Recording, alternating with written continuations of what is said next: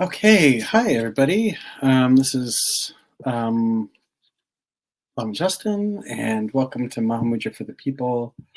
I'm really grateful to be here, and it's Friday, and I'm grateful for that. So many things to be grateful for today, including a new bed frame right behind me, which I'm also grateful for. So today's a day of gratitude. Um, And I'm also feeling a little giddy. I don't know why. So you're gonna have to bear with me being in a good mood. I'll try to get into a bad mood, so we can be together um, in the midst of our suffering, or we can be giddy in the midst of our suffering. So today's gonna be weird. So as we've been doing in the past, let's start this off with some sitting. Uh, Practice. And before we go actually any further, I think this kind of display that I'm presenting of giddiness, seriousness, like is actually something for us to look at with respect to sitting practice. Sitting practice, people can get really intense about, I'm practicing Dharma, I'm gonna, conquer Mara. Um, I'm gonna get enlightened, and that's all good. And I sincerely, make offerings that manifest in that way. But I think that there's a kind of American cultural value around like doing the hard work that really gets in the way of our practice. So I invite everyone to be light with themselves for this brief sitting session. I invite people to put ambition away. I invite you to put force away. Hello, Ari.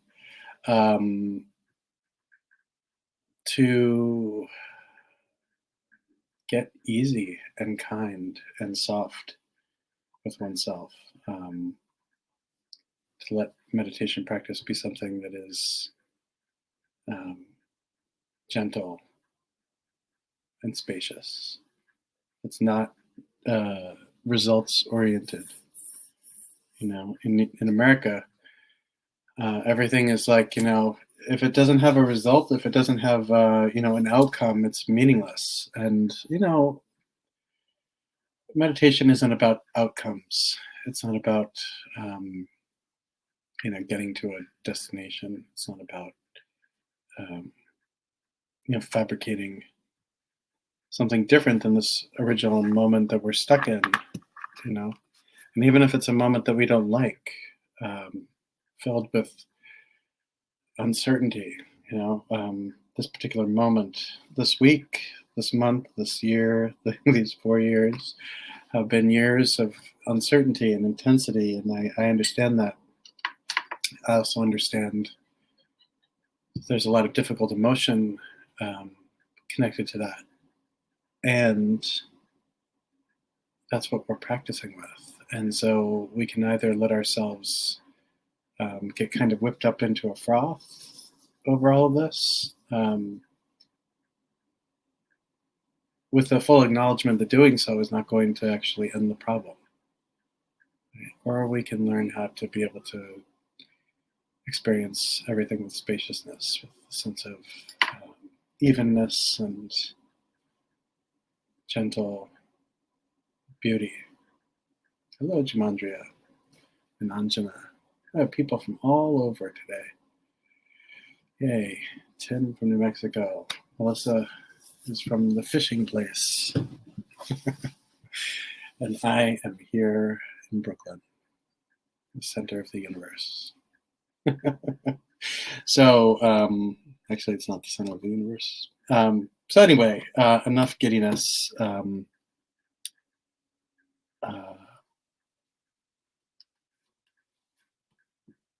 And allow yourself to settle into this moment.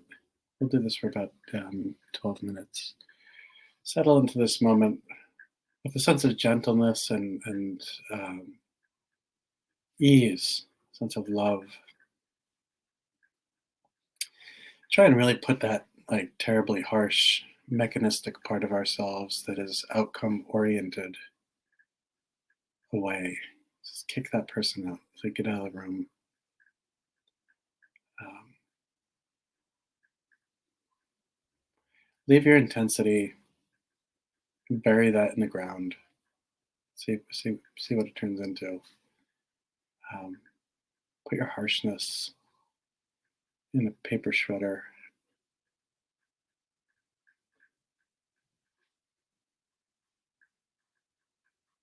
Let the part of you that feels like meditation practice needs to be hard, let that part of yourself just shrivel up and just be fresh and easy and giddy. Maybe see if you can take a deep breath and smile. Right? This moment is a moment that we're all sharing together. It's a special moment.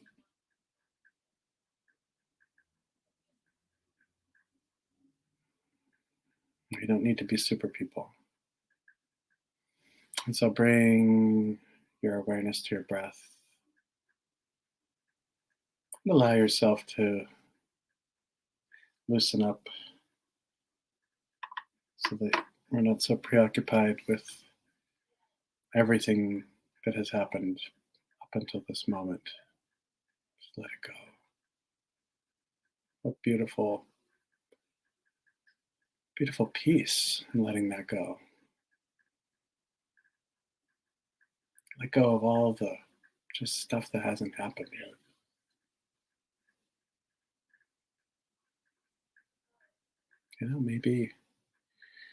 Maybe the earth will be hit by a comet before election day and we'll all die. There's no need to get so wrapped up. Just let go of the future.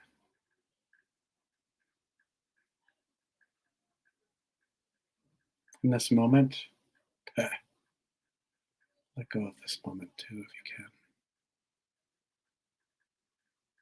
It's not this intensely serious. I must be in the present. Just let it go. Let it go.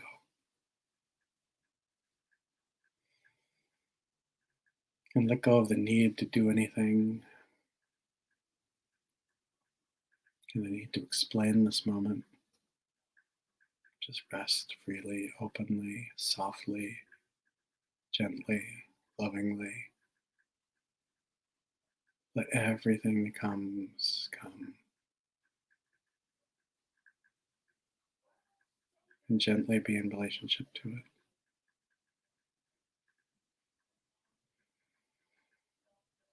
And we'll sit like this for about 10 minutes.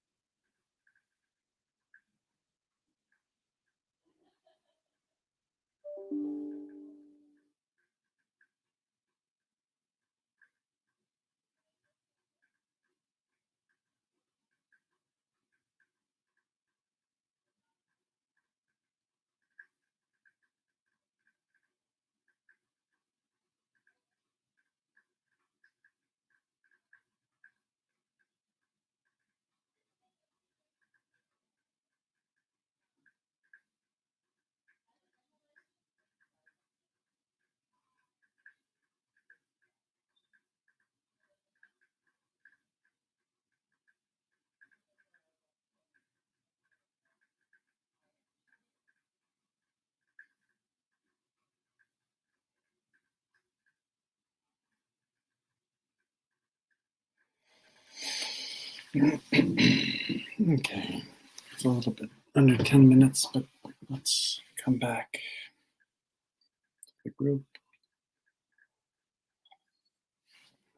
Take a little bit of time to check in with yourself.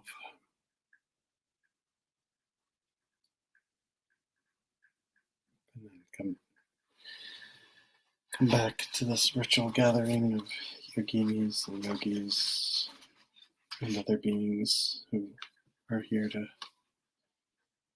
learn more about Mahamudra.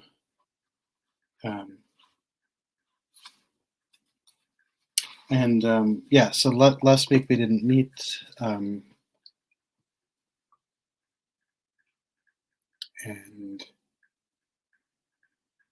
time is like a blur sometimes. So yeah, that was last week. Everything changes, including my schedule.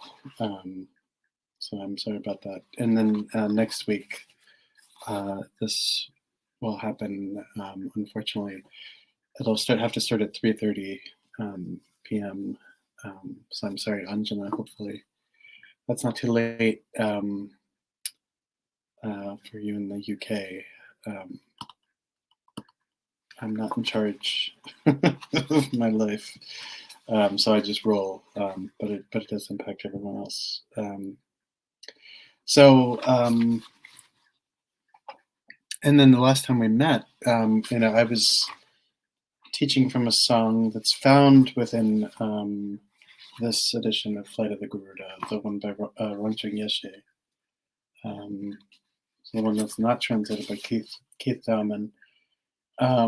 It's a song by Shabkar called "The Jewel of the Heart," a mind teaching, and again, not very long. And we went through it bit by bit, and we got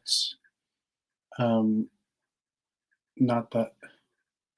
Okay, good, good. We didn't get that. Well, we didn't get far into it. Not that that's a bad thing. In unpacking the song, there was some real resonance with just working with difficulties as that's related to in the song. So what I'm going to do is reread the song, and then we'll pick up from where we left off.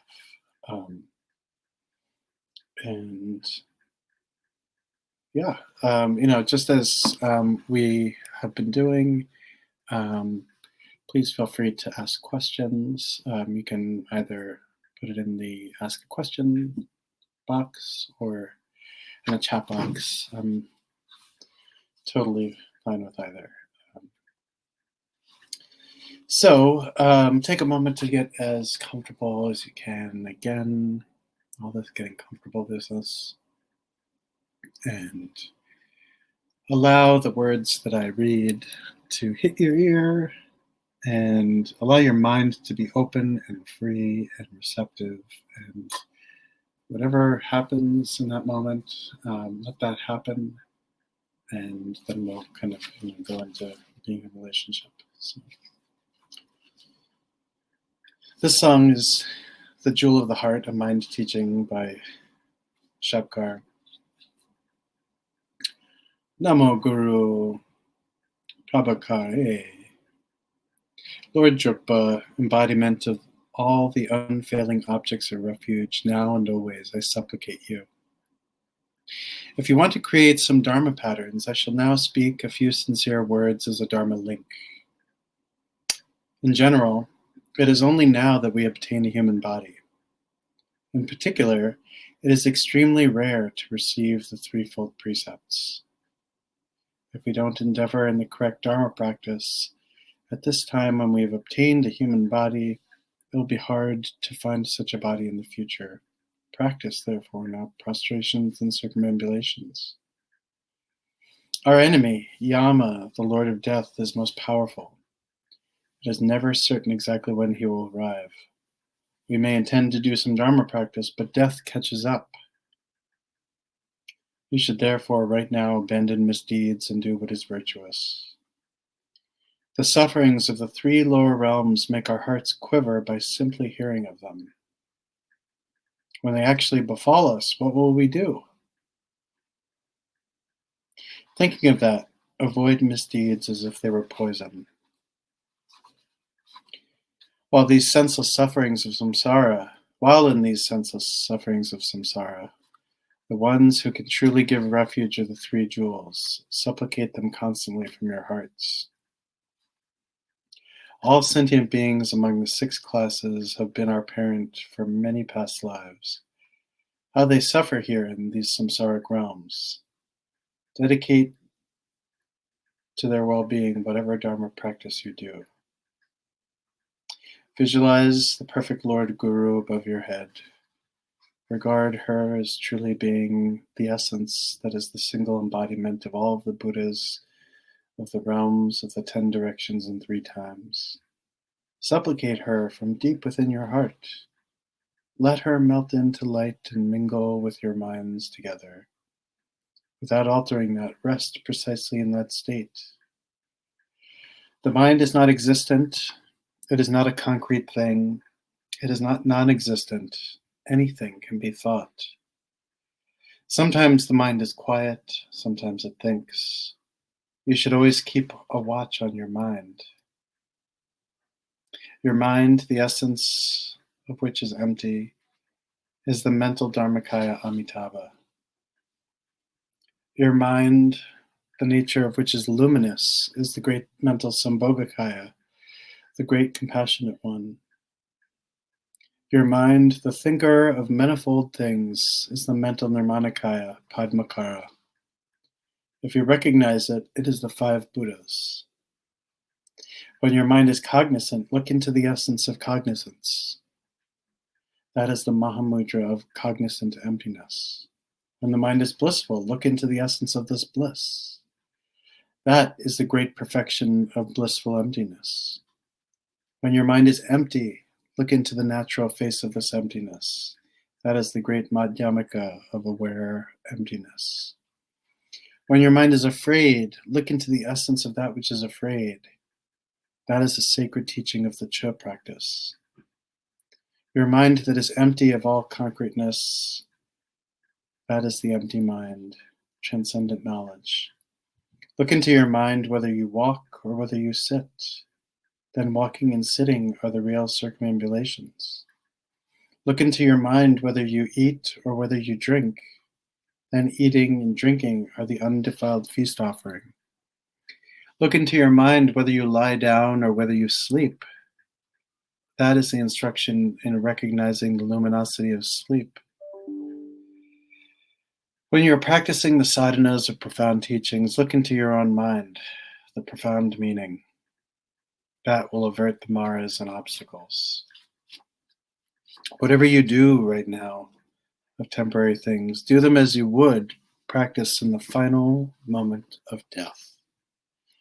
Whatever activities happen to beguile your mind, such as the talk and spectacles of many people, don't fall under the power of distraction. But without forgetting, be persistently mindful. This practice of a key point of profound meditation. Be able to have stability in that mindfulness. To be able to master this again and again is to be accustomed to the practice of meditation. When you have practiced these points for a long time, your meditation will be continuous, beyond sessions and breaks, and uninterrupted like the flow of a river. These words were but an auspicious coincidence for that to occur. This oral instruction in the style of the view, meditation, and action of Mahamudra is composed by Tsoglo Gwangjo in response to the request of Nawang Gunga Tenzin, the last incarnation of Karma Temple. So, take a sip of coffee. Just sit with whatever is coming up.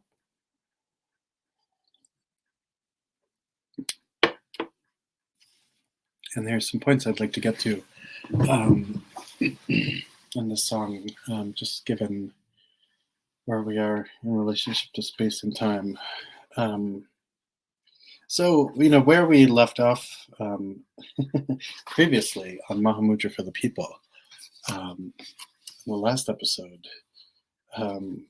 we were focusing a lot on the experience of difficulty, experience of trauma and difficult emotion, and remaining bringing that into practice in a way that is, I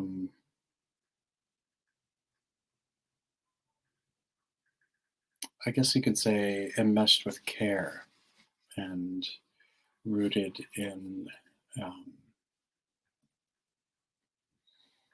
in self-care, really. How to be able to bring that which is hard, that which is triggering, that which is difficult into practice, whilst not triggering ourselves or finding ourselves just like kind of falling right into these habit patterns of reactivity. And a lot of this also has to do with our location, as meditators, right? So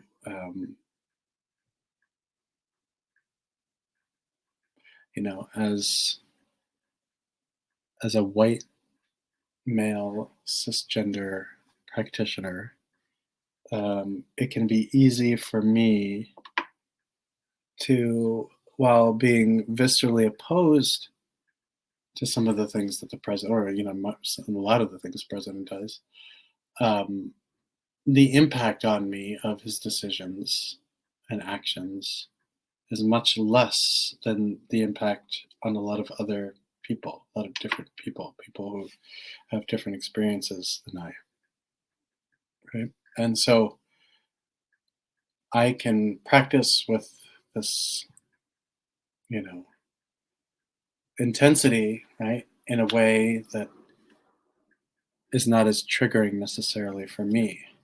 Um, and that's kind of my location in this. And a, it's not a beneficial location in relationship to any other location.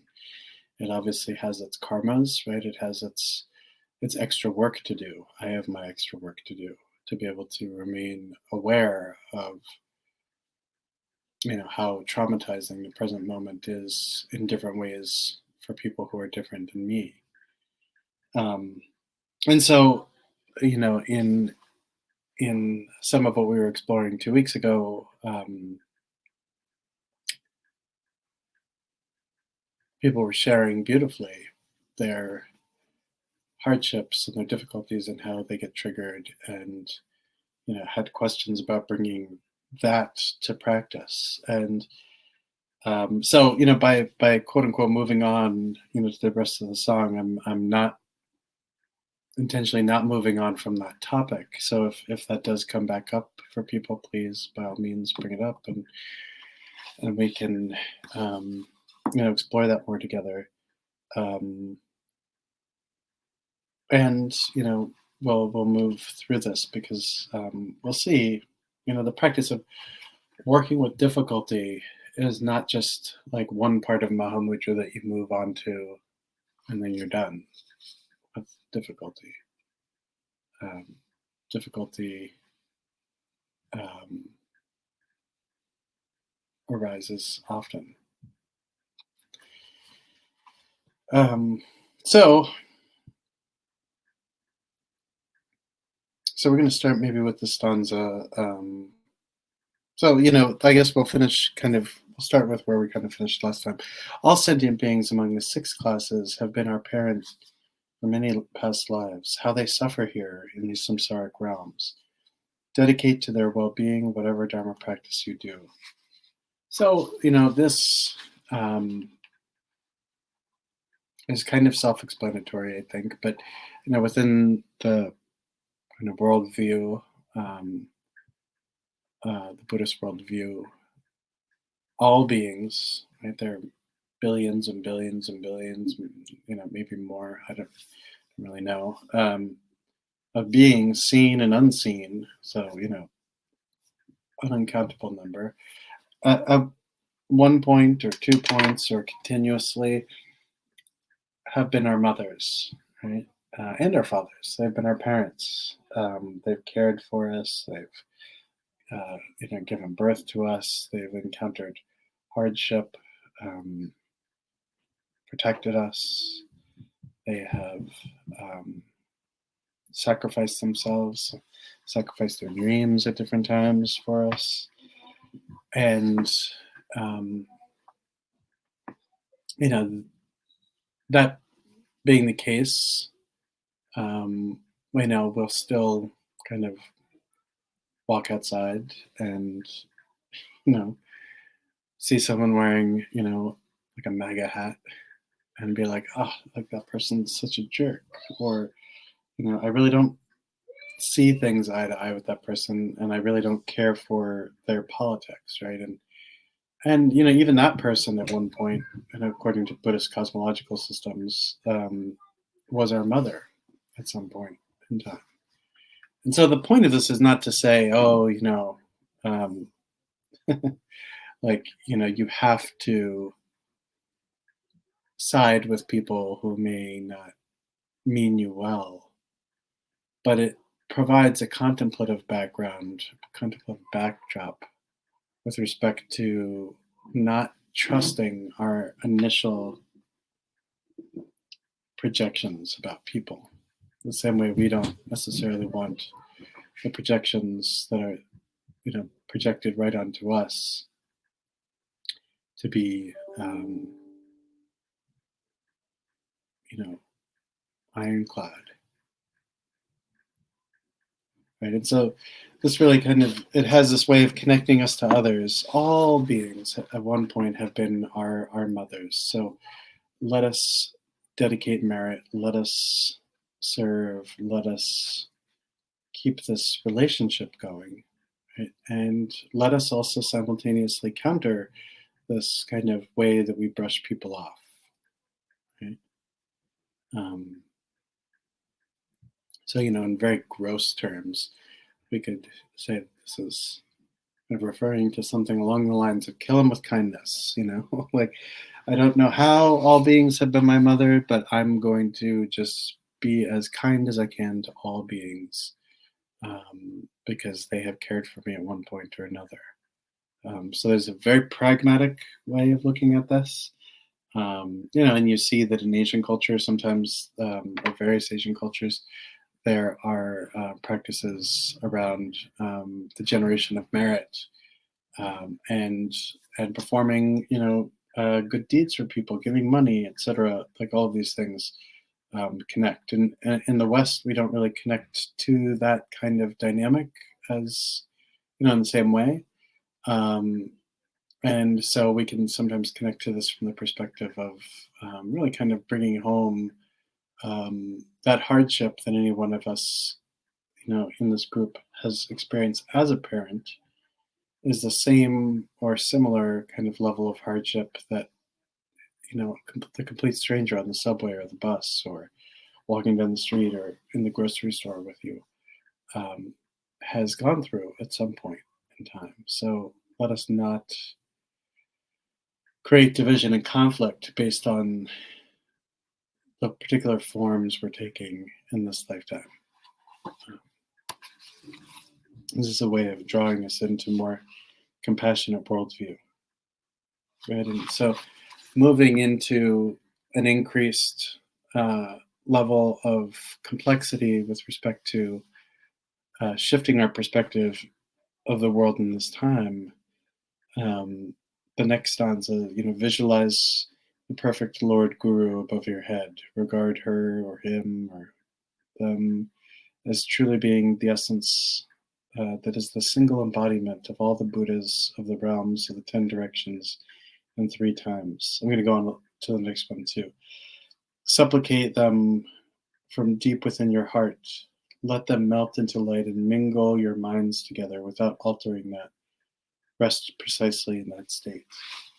And so this is a way of beginning to shift our relationship between ourselves and our teachers from something that is, very ordinary to something that is extraordinary. And this isn't, important from the standpoint of, maintaining a cult.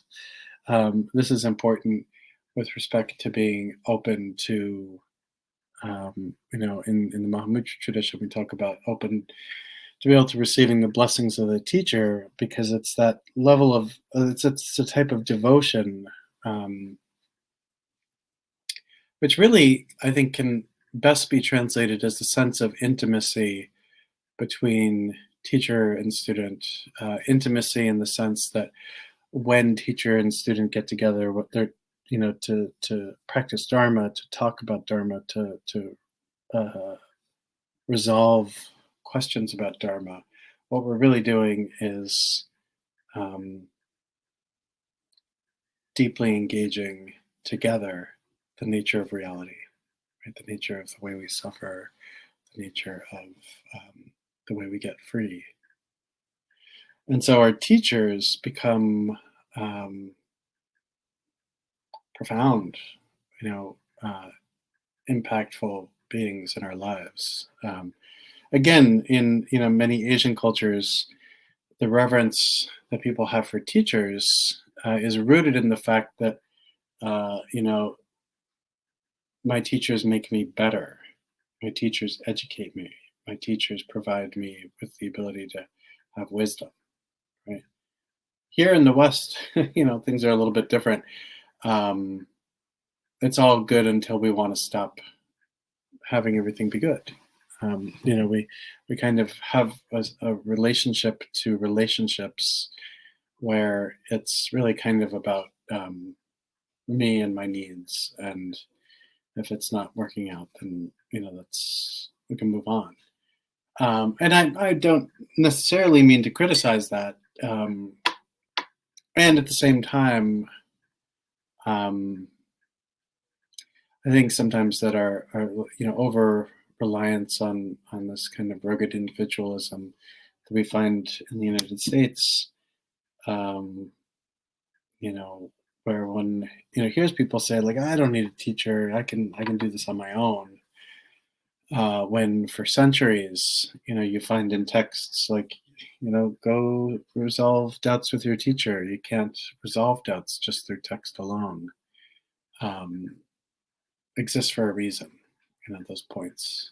Partially because not everything was committed to writing. A lot of fine points of the tradition are passed on orally, and that's not done to consolidate power. It's done because words really suck. Um, and because words suck, you can't publish the book that's the answer to the you know the answer to the answer to the answer. Reminds me of there was a Sufi master, Huzrat Inyat Khan, I think his name was, who at one point had written a book. I saw it in a bookstore. God, man, I was in middle school, and the book was like the book of answers.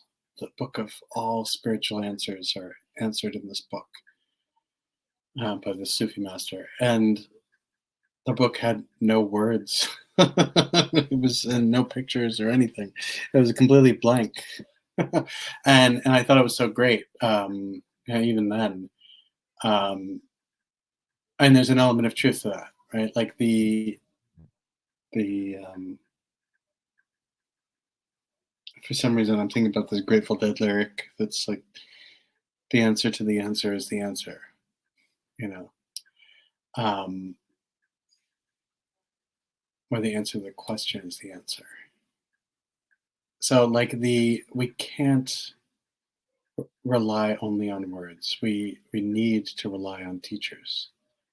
Um, of course, a lot of teachers, not a lot. I mean, teachers, a number of teachers have kind of abused their positions, which makes people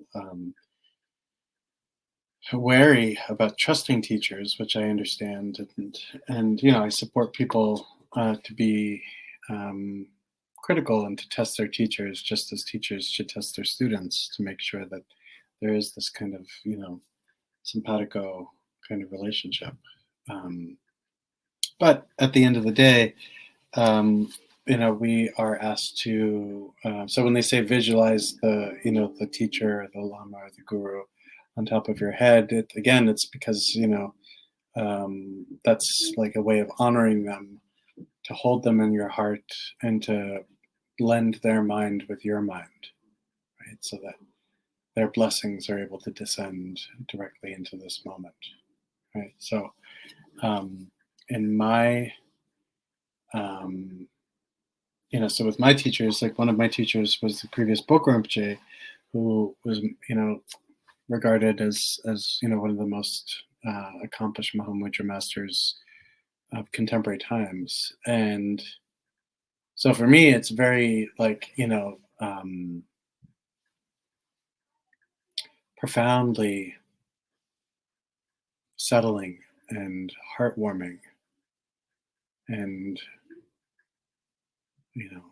a lot about coming home to visualize him on the top of my head or in my heart, or to visualize his mind blending with my mind. Then there's this kind of experience of deep, resolute kinship, right? And that helps us kind of come into this place of intimacy with phenomenon, right? So for each one of us in this room or their rooms, wherever you are, a deep intimacy with the color of the walls, an intimacy with the light in the room, intimacy with the temperature, right? Direct feeling, direct presence, direct awareness, right? And so that's what this instruction is getting at, is we can have it without having a physical teacher, I suppose. Many of my teachers are dead, so I can still have this experience with them, even though they've passed, years ago. So it's not them being alive, but again, there's something to be said, I think, for looking to explore this fear, anxiety, and lack of trust. And I understand that, in various Dharma organizations, people have really screwed up and violated that. And I don't mean for people who have been victims of that to then just put away their difficult experiences. But I, very gently nudge and challenge people, gently, to explore having an intimate relationship, a heart connection relationship with a teacher, to see how that is and how that feels. So there are a couple of comments I just want to get to. So Payne writes, I had a question come up yesterday. It has an academic spice, but the meat means a lot to me. Gampopa's Mahamudra presentation and how he didn't use Tantra, only Guru Yoga to introduce Mahamudra. How can this everything be our Guru Yoga? Well, so, in modern Tantric Buddhism, in the mind section, the third kind of large section of the book, I explore a presentation on the various ways in which the guru arises. It comes from Book Rinpoche's distillation of Ninth Karmapa's Ocean of Certainty, and in it, there's this kind of parsing out. So, like, it starts out first with the physical teacher, and that's kind of obvious, right? So, a physical teacher is somebody who has stable Dharma practice, is a little bit further on down the road than you. So, so then they know the way, right? It's kind of like trying to get to a destination, and you could go there yourself. Let's say there's no cell reception, so they can't use any mapping apps. And so, and you don't have any maps. And so that the road goes this way, but the road also goes that way. And so you know where you need to go, but you don't know necessarily how you're going to get there.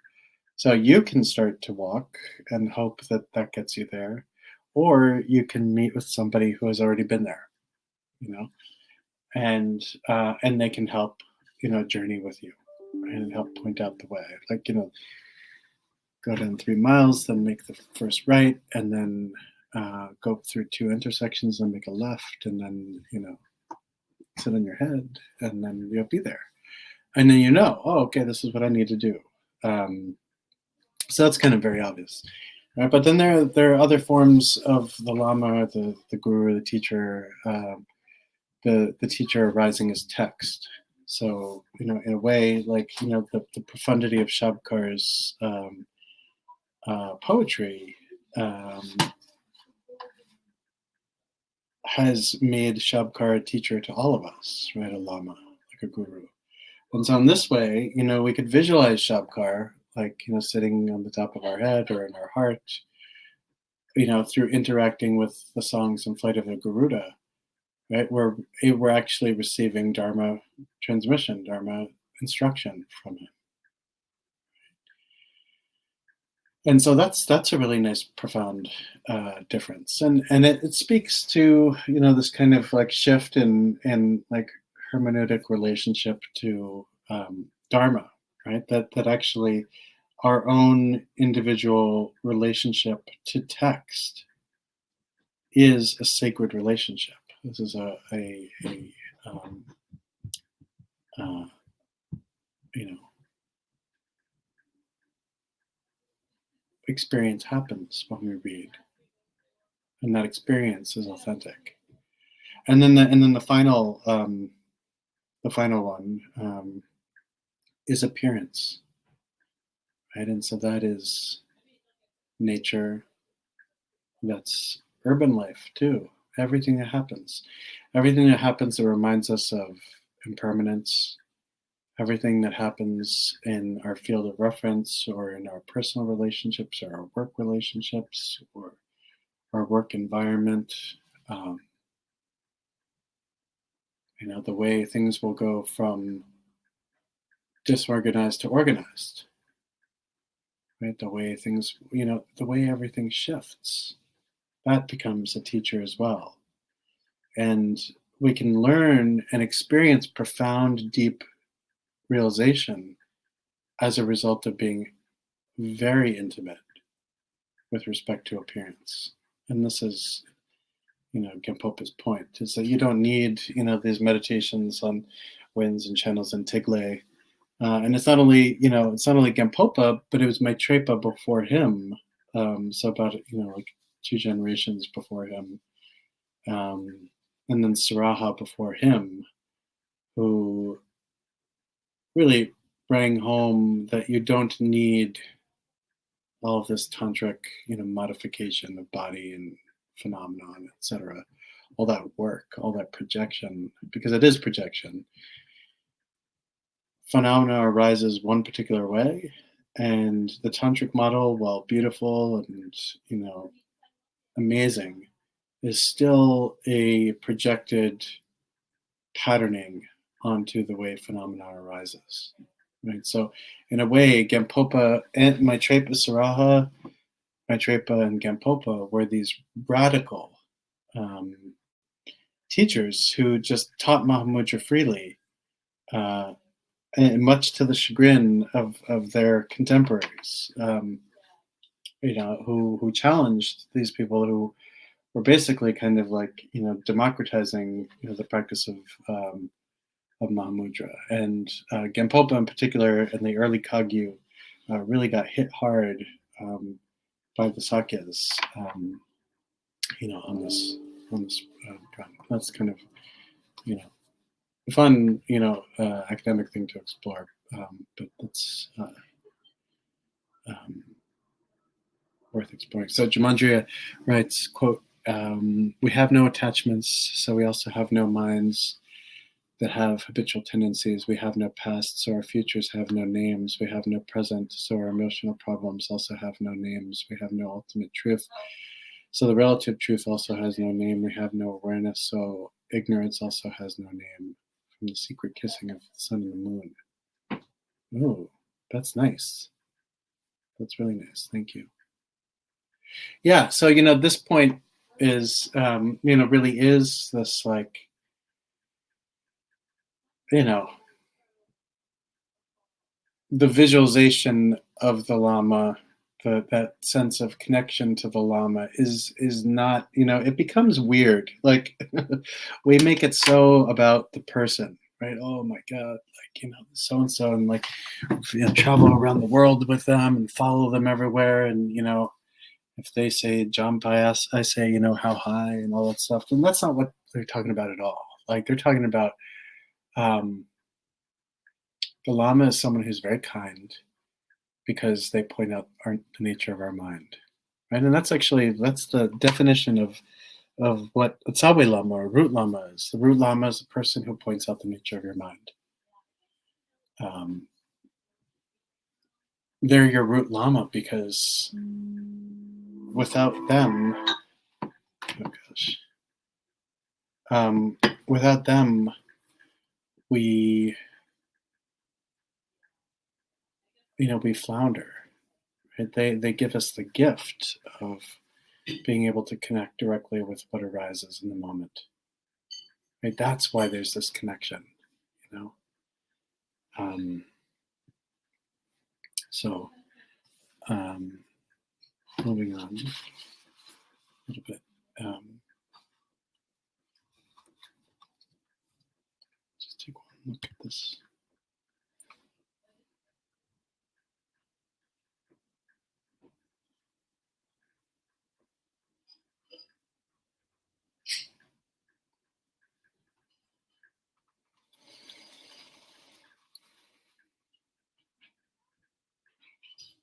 Yes, exactly. So this statement, accept me with all your great kindness. So, um, so these are kind of supplications to the teacher, like accept me with your great kindness. So,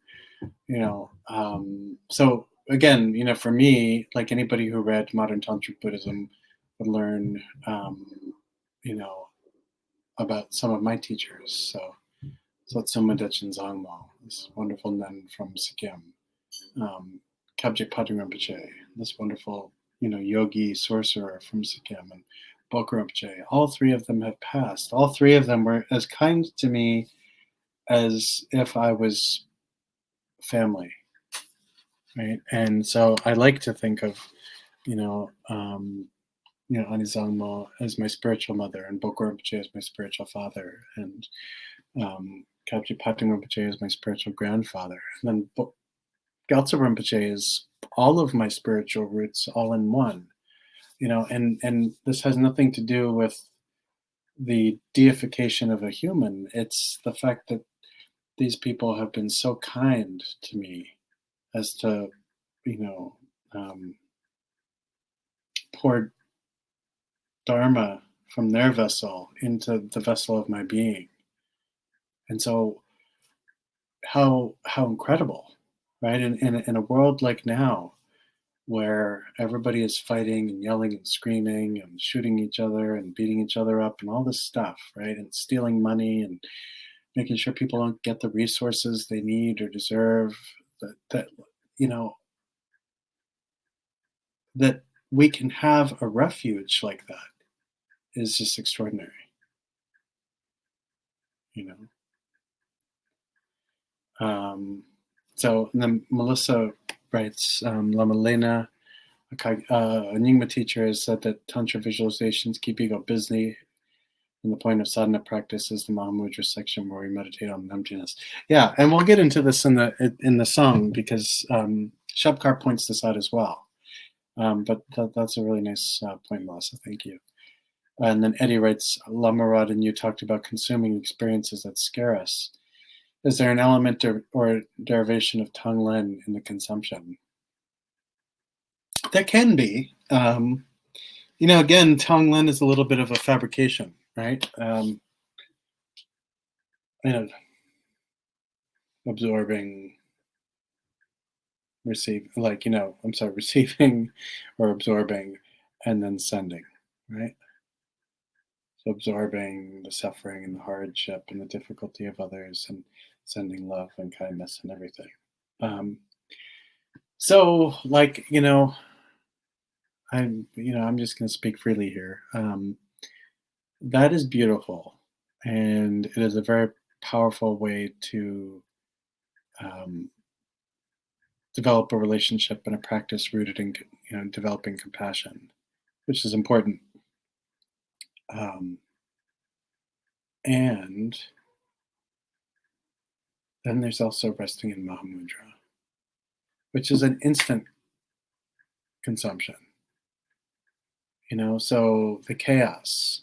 So like I actually I never do um Tonglen. Hopefully my stock didn't just lose value. Um so I don't do Tonglen, not because I don't like it, not because I don't find it valuable, but because my teachers didn't um emphasize it. I try and just rest in the midst of that difficult thing, whatever it is. Like, so in my work, I will find myself in phenomenally difficult, unsettling circumstances, um, and often have to, more often than not, in fact, have to put aside ideas of my own comfort in order to just be present. And so that's what I do, and so it's this kind of like Mahamudra like experience of just observing this thing that's coming my way and letting it come, and just letting it come and being in direct relationship to it, letting it come, letting, I don't tend to um, freak out. Yeah, sometimes though, I'm like, oh man, like, I was just about to go to sleep and now my phone rang. I need to get up. Or, I was going to lead a class and my phone rang and I had to stop everything I'm doing and just go into a very intense situation. And that is, something that was learned. Like I learned that also working in hospice. Death never happens on anybody's like schedule, or death doesn't follow anybody's schedule. It just happens when it does. And so, um, you know, developing a relationship to that, developing a relationship to things that scare us, we can, do Tonglen if that's helpful. We can do Medicine Buddha. We can do Chinrezi practice, or we could just do mantra recitation, right? And or we can just let that which comes come and be with it. So the thing I like about that too is it's a little bit like Halloween. Like, when Halloween comes and everyone's all dressed up, like we're not like, oh no, I need to like counter this difficult thing with, an activity. It can just be like, oh, like, here it is. It's all here. And I'm just going to be here with it. Um, this is really kind of my symbol of my poor education that I keep coming back just to one point. But um, Gampopa in The Precious Garland of the Supreme Path points out in this section on how to cope with obstacles as they arise in the path in three ways. And, he says the best, so one thing you can do is to avoid the obstacle or the difficult experience. The next thing you can do is transform it. And then, the most profound way is to just rest in the experience of obstacle or difficulty that arises and check in. Like where is mind as I'm scared shitless? Where is mind when I'm overwhelmed and I don't know what to do? Where is mind when I feel lost? Where is awareness? How big is this experience? Like just going into, it's kind of like opening the door and stepping in to these difficulties and getting to know them. Like, what's here? It's not going to kill me, probably. Um,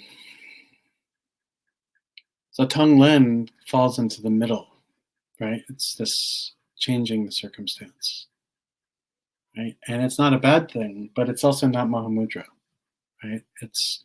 There's an active uh, impulse to take what's arising and transform it into something different.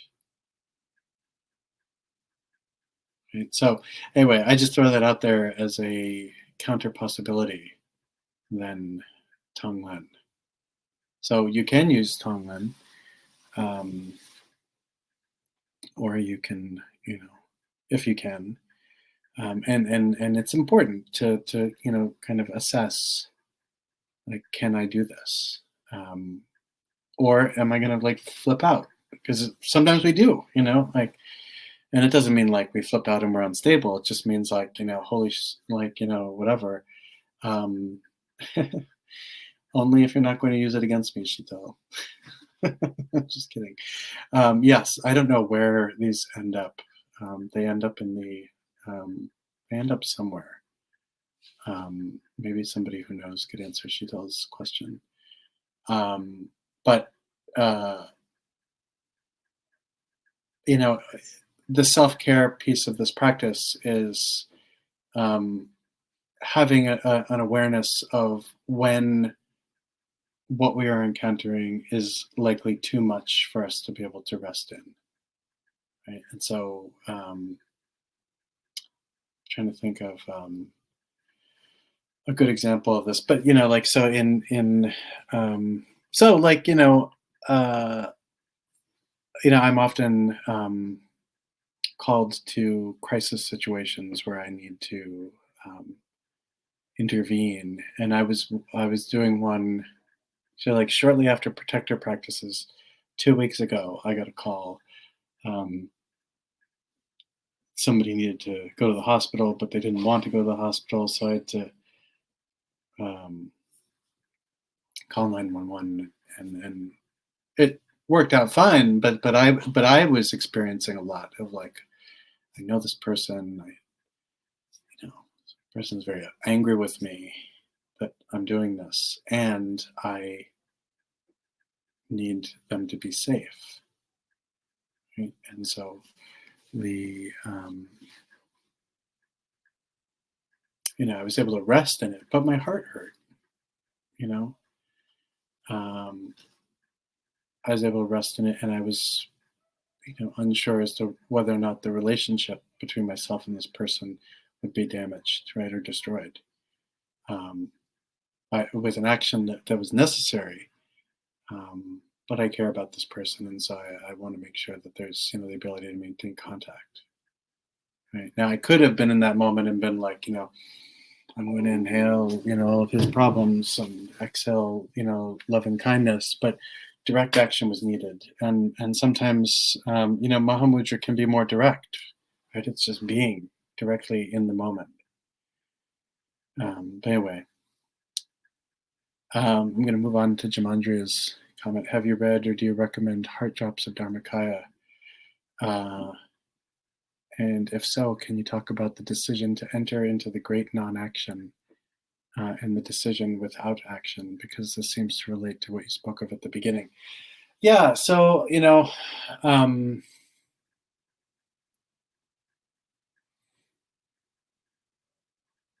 does relate in the sense that, Mahamudra is kind of like the pathless path, right? It's rooted in, oh, questions keep coming. So Jamandria, let me just continue. So the Mahamudra is like the pathless path in the sense that it doesn't really require a tremendous amount of effort, right? And a lot of the practice is letting things be, letting things arise, right?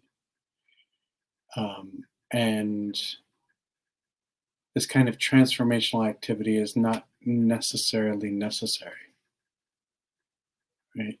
And so we do have this option if we're going to enter into, just this kind of experience or desire to practice only Mahamudra, to enter into this in a way where this is what our practice is. It's pathless, right? It's pathless in the sense that structured response is not always necessary, right? And so this is, a it's two things really kind of blended into one. It's a path of non-action. Um, And of course, that doesn't mean that there's not action slash activity involved in maintaining, the practice, but it is different, right? It's not structured sadhana practice, right? It's not. A lot of it also has to do with effort. Like, some practices are rooted in arriving at a place of effortlessness, whereas others require more effort. Right? Again, it's not necessarily like that there's a value judgment, especially suggesting that Tonglen doesn't lead to liberation, or sadhana practice doesn't need to lead to liberation, and only Mahamudra does. That's not the point. The point is that there's diversity in application of effort and diversity in view, right? But the point is that it's not that the end view is different. It's that the paths are different.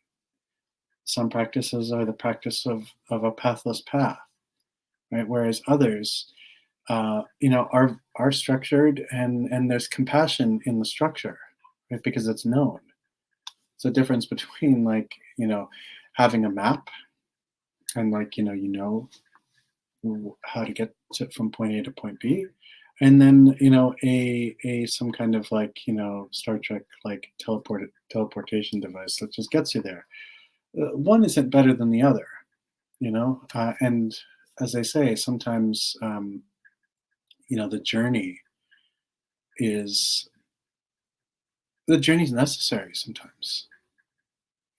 So again, we need to be careful, I think, with all this, because we tend to preference things with respect to how long it takes. Like, man, like, I want to take the express lane to liberation. I don't want this, like, regular trafficy.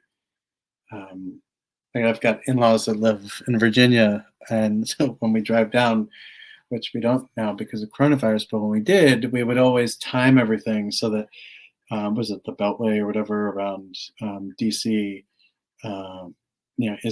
isn't so crazy and congested. And there are places where there are express lanes, and you can take the express lane and maybe get there a little faster, but it's not any different, right? I mean, we have to remember what enlightenment is all about.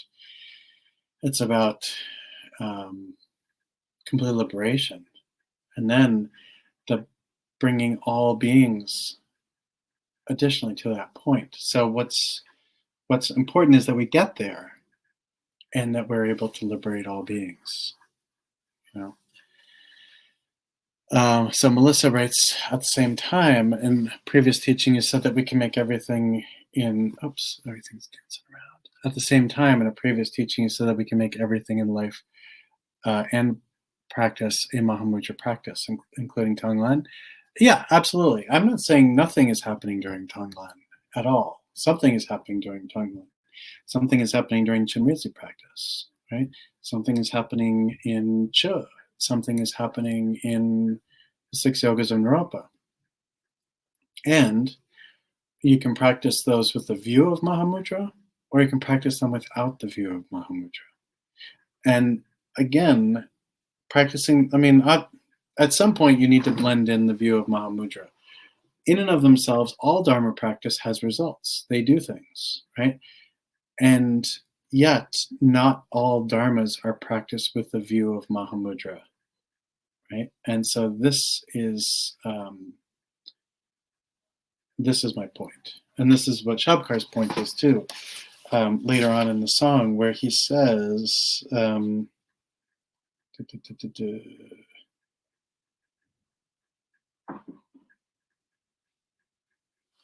um,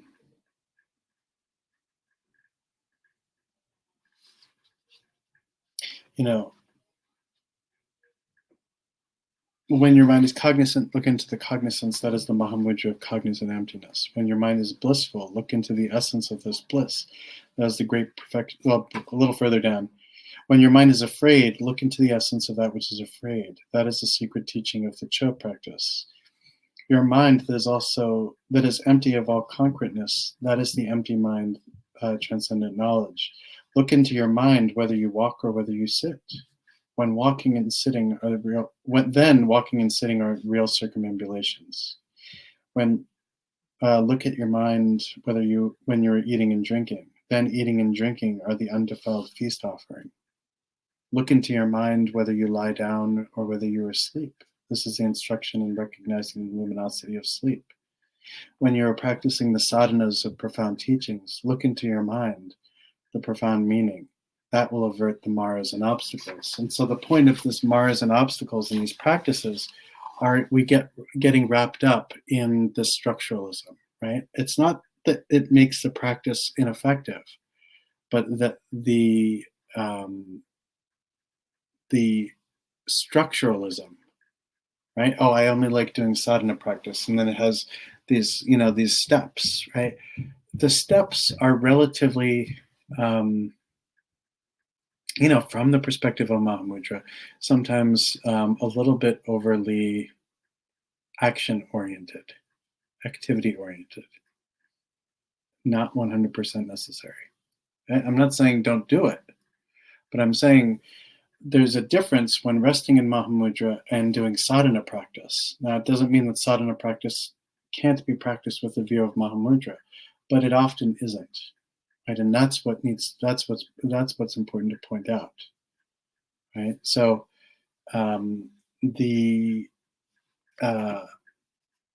so Tonglen has impact, and Tonglen does do things, and Tonglen has benefit. But again, Gampopa's point and Shabkar's point are in alignment. That you can avoid obstacles, you can transform obstacles, and you can rest in them. All three are good. Avoiding an obstacle is very skillful, but we can't always do that.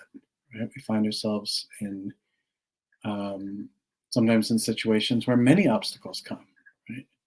And so then we can transform them, and sometimes that works, and sometimes that doesn't. Sometimes that leads us to it can lead us, and I think these are the maras and obstacles that Shabkar's talking about are things along the lines of spiritual bypassing, right? That, oh, if these difficulties are rising, then I'll recite mantra and I'll visualize all this stuff. And again, it's a subtle obstacle, right? It's not, I'm not saying this is wrong. And at a certain point, though, in our practice, in our spiritual life, letting go even of that becomes necessary.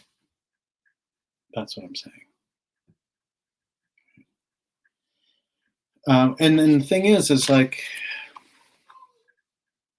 again, like Dharma transcends even the Buddhist path, believe it or not. And so the way we can orient around, I'm a Buddhist practitioner, I'm a this, I'm a that, I'm, blah, blah, blah, blah, blah, blah, blah. Like that's so, all the I ams reinforce our suffering. Right? So this is like, let's get out of this. Let's take all the costumes off. Tomorrow's Halloween. Let's take all the costumes off. Let's take Dharma practitioner costume off. Let's take, Mantrayana practitioner, Vajrayana practitioner costume off. Let's take the costumes off our mind. Let's take the costumes off the ideas around what Dharma has to look like. And when we look at really the mothers and fathers of this tradition, going back to medieval India, their costumes were off, and they were intense people that were, just, direct, live and direct. They were right in they're were pressing right at the pressure points of Mahamudra in everything. It's again, this really shouldn't be, taken into the arena of sutra versus tantra, because that's not what this is about, right? But when we're talking about Mahamudra, we're talking about Mahamudra, which is different, right? It's not different in terms of ultimate view, but it's different in terms of the path, like the way we follow it. Yeah. So anyway, hopefully I averted natural disaster. I'm just kidding. It's so exhausting to keep performing. In fact, I can't find it, but that Nakpopa song I was reading to someone recently, I think I might have just been reading it to myself, where it was like, coming and going, all this doing, right? That's such a drag. Natural disaster, Chino. Well, that's my life. So, natural disaster. I'm a pain in the ass. Okay, so let me check the time. Okay, so so tiresome. And words suck, Anjana. So, supplicate, of course, the Lama or the Guru from deep within one's heart. Let them melt into light and mingle your minds together without altering that. Rest precisely in the state, right? And so, that's what we're getting at, is that sense of intimacy, right? So it's not that like we cut our skulls open and mix our brains and, that's resting together, but it's, again, it's devotional, right? It's this kind of Shakti kind of things. Yes, it's Friday. All the bad jokes are coming out. So then, Shabkar moves on. So we're talking about this very kind of subtle intimacy between oneself and really like that which is the source of the inspiration that leads to direct perception.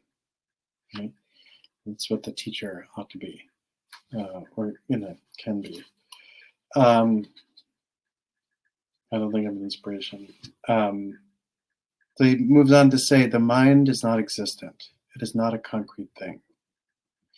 It is not non-existent. Anything can be thought. Sometimes the mind is quiet. Sometimes it thinks. You should always keep watch on your mind. So now we're getting into the meditation, right? So, he starts off with, keeping compassion in mind, right? Keep in mind the fact that all sentient beings at one point were our mother, right? So that's what that's about, generating compassion. It's about setting the stage. And then, he's saying, bring to mind the Lama. And again, for everybody here, the Lama does not have to be a physical person. The Lama can be direct appearance. Right? Direct appearance is something we live 24 hours a day. Right now, we're awake, unless this is very boring. And in our wakefulness, we're experiencing direct appearance. Right? There's direct appearance on the screen. You're seeing me. We're seeing text, right, come down like a beautiful waterfall, down along the text box. And then we're hearing sound, right? And then we're somewhere, right? So wherever we are, there's direct appearance of that immediate environment, color, light, sound, smell, right? All of the senses. We are wrapped up in direct appearance in this moment. As we get up from this, we'll be encountering direct appearance. But even as we go to sleep, we'll be having direct appearance, right? Whether we're wrapped up in the dream state, or even if it's a very kind of, dark, deep sleep, and there's no particular experience that we're necessarily having, that's still direct experience. So for us, direct experience is 24/7. There's no escaping it, right? Mind is constantly arising. And sometimes things happen. Right? Sometimes it's active, sometimes it's not. Right? But it's not a thing. I can't remove your mind. You can't remove my mind. You can't put your finger on it. Right? And so, this kind of has the opportunity to blend into, the exploration of analytic meditation, which is not necessarily a bad thing, and through the practice of vipassana or lakton or superior insight, we begin to kind of explore, through this very gentle awareness, this gentle resting into the experience of mind and direct appearance as it's happening, and gently experiencing a kind of knowingness of what's happening. Right? Where is this thing? How big is it? Etc. Not a call and response. It's not a quiz. But just familiarizing ourselves, so to speak, with all of us. So, you should always keep a watch on your mind. So, with respect to direct appearance, you should always be able to. You should practice the practice of insight, the practice of awareness with respect to all direct experience that happens. Sound, color, taste, touch, light, thought activity, emotional response, everything. To be in direct relationship with that.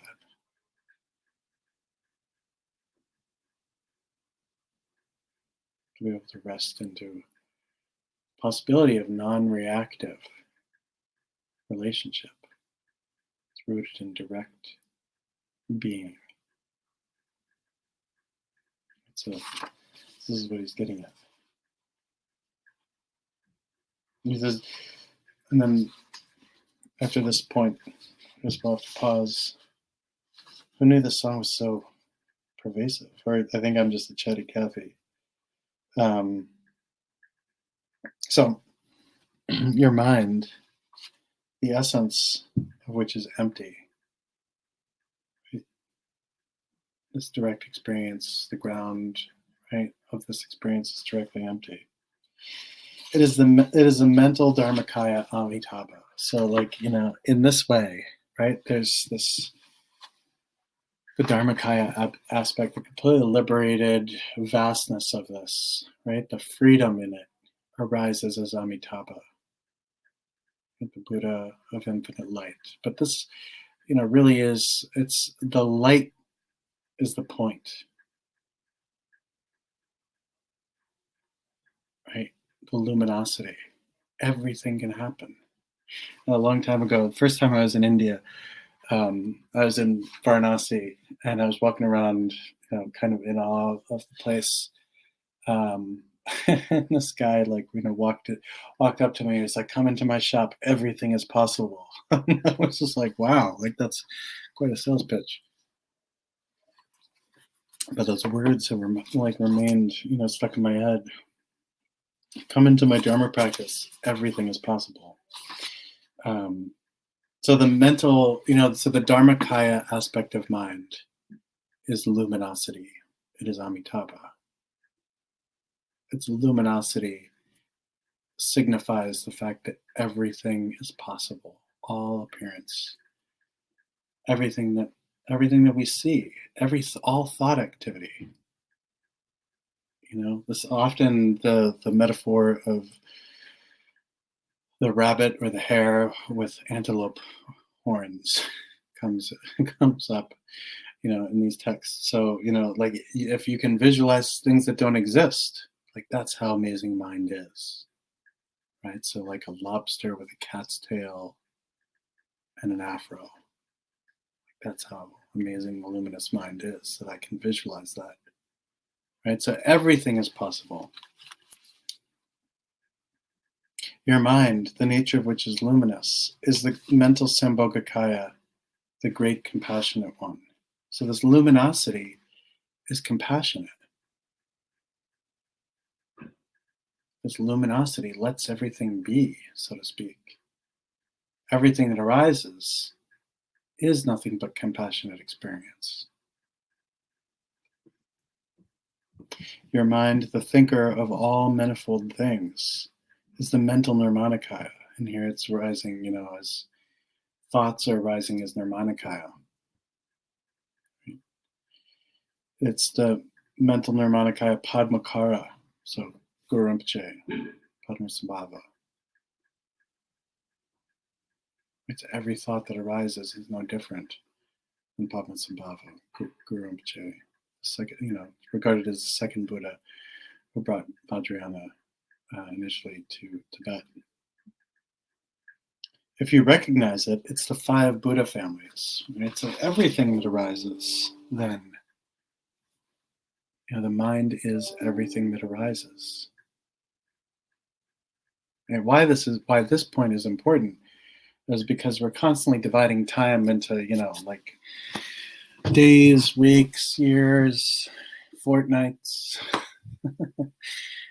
hours, minutes, seconds, etc., nanoseconds.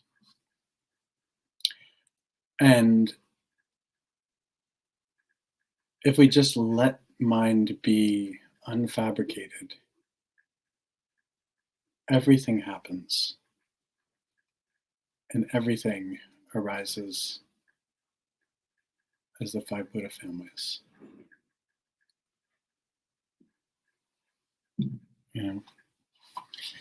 So we're going to pause here. It's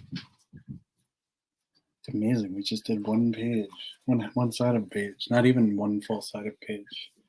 This is a little book. It's tiny. So in any event, we're at the end of our time for this week.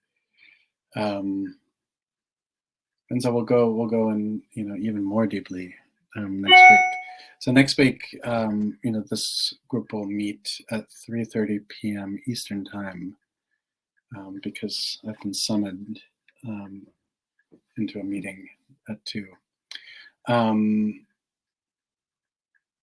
But right now, I would like to dedicate any merit from this Dharma session to the liberation of all beings. All beings who were once our mother, which includes perhaps all of you. I pray that Dharma practice can be deep and vast, and that it can bring meaningful comfort to you, transformation, and bless you with the abilities to be able to help empty the pit of samsara. May all beings benefit. May this Friday end a week of pain and confusion and wandering through samsara. And may we begin to understand